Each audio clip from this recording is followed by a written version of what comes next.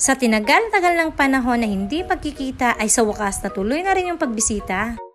Hi everyone! Nung araw na to ay naghahanda at naglilinis nga ako ng konti dito sa amin. May biglaan kasi akong paparating na bisita. Umaga pa lang ay maaga nga ako na malengke dahil kailangan ko ng supplies. Medyo busy nga ako nung araw na to pero hindi ko naman pwedeng hindian yung kaibigan ko. Bibihira nga ako magkaroon ng bisita dito ng mga kaibigan no college. Alam nyo naman kapag kapamilyadong tao at may mga anak na inaasikaso ay talagang hindi na makapaggala.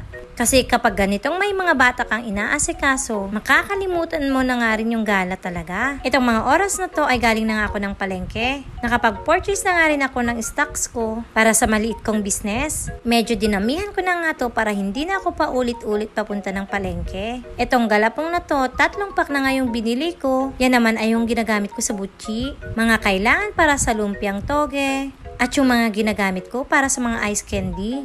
Mas gusto ko kasi nag-i-stock para hindi ako palagi sa palengke at para makasave din ako ng pamasahe. At habang naghihintay ako ng chat ng kaibigan ko, gumagawa na rin ako paunti-unti sa orders. Nung araw na to, may pa-order kasi ako ng butchi at ng lumpiang toge. Habang gumagawa nga ako ay nag-chat na rin yung kaibigan ko na malapit na nga sila.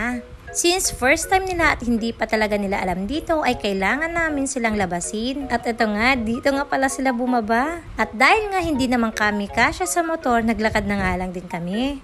First time nga lang nila pumunta dito sa area ko. Sabi ko nga, medyo malayo-layo ng konti dun sa highway. Siya pala si Vanji. Classmate ko siya nung college pa kami. I think 2 years ago na pala yung last na pagkikita-kita namin. Nagkita-kita nga kami nung nagbakasyon yung isang kaibigan namin na galing ng Poland. Tanghali na nga to kaya nag-start na rin ako magluto ng uulamin namin. Naghanda nga ako dito ng pangpinakbet. At habang nagluluto ako ay kukwentuhan ko muna kayo. Yung mga naging kaibigan ko pala nung college ay halos hindi na nga kami nagkita-kita mula nung nagtrabaho na kami. May mga nagtrabaho sa Maynila, nagtrabaho sa abroad, nagtrabaho locally. I think once or twice lang kami nagkaroon nun ng reunion. Yun naman ay yung nag-work pa ako sa Maynila. After nun, kanya-kanya nang nagkaroon kami ng pamilya. At nung nagkaroon na ako ng pamilya, that's the time na nawala na ako sa circle of friends ko. Kasi syempre, pamilyado na rin akong tao. Hanggang sa nakapag-abroad na rin ako nun. Sa tuwing magbabakasyon nga ako, nag-spend ako ng 1 day with friends. Kasi nakagawian na rin namin yun. 7 years kang ganun.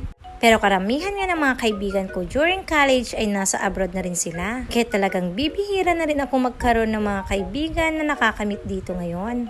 Tapos sobrang busy ako ngayon. Ganito nga yung difference ng may pamilya na at sa single pa. Hindi gaya nun na wala kang iniisip na iba.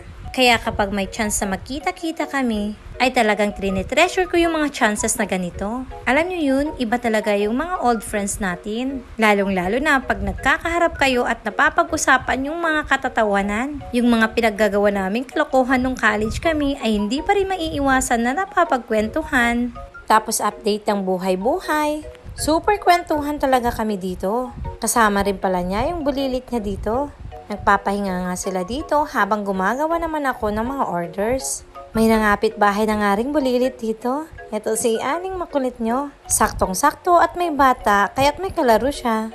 Habang naghahanda nga ako ng mga orders ko, sabi ko ay mamitas na rin sila ng gulay dito para hindi sayang yung oras. Sinamahan na nga lang sila ni Ate Cheska. Sabi ko nga sila na bahala dito basta manguha na lang sila kung ano yung gusto nila. Isa to sa mga gustong-gusto ko talaga. Yung once in a while ay binibisita ko ng mga kaibigan ko.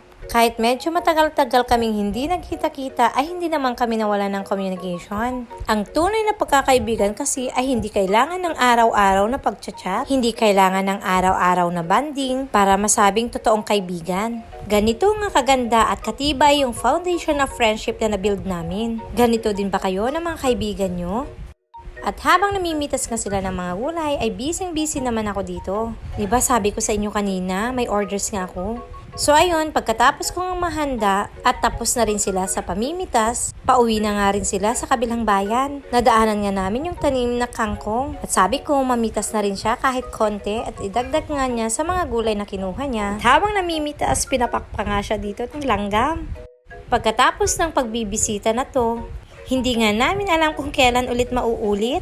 Pare-parehas din kasi kami talagang may mga alaga at busy sa buhay. Pero kahit papano, nagkaroon naman kami ng short bonding together. Kaya't sa mga kaibigan naming na nasa abroad pa, waiting lang kami sa pag-uwi nyo at pagbisita at para magkaroon na rin tayo ng mini short reunion. Kasi sobrang nakakamiss pa rin yung mga old friends. Yung mga oras na to ay hatid na nga rin namin sila sa sakayan. Sana sa susunod na pagkita-kita, mas marami na tayo para mas masaya. Marami nga akong na-meet at naging bagong mga kaibigan, pero ibang-iba talaga yung mga old friends. Alam mong tunay at mga totoo. O siya, hanggang dito na lang muna ulit ha. Maraming salamat sa panonood. Hanggang sa muli.